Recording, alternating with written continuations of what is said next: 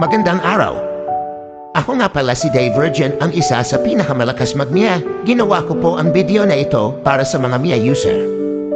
Mga ka-Mia, tayo ang embodiment ng precision at determination sa Mobile Legends. Tayo ang tunay na simbol ng isang hero na walang takot, mabilis madesisyon, at palaging tumatama sa target. Kapag dala mo si Mia, bitbit mo ang pangarap ng isang marksman na kayang dalhin ang team sa panalo. Tandaan niyo ito, tayo ang hari trina ng late game. Kapag lumampas ang 1-0 minuto at maayos ang item build, tayo ang bamungot ng kalaban.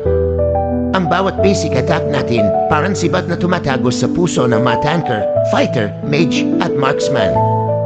Huwag kang matakot sa simula. Mahirap kapag binubuli ka sa lane.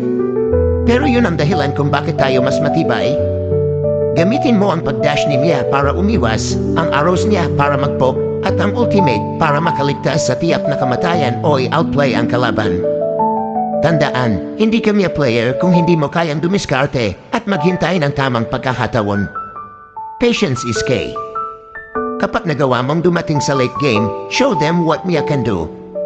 Stay behind your tank, keep your distance, and unleash the storm. Ikaw ang magiging haligi ng damage ng team.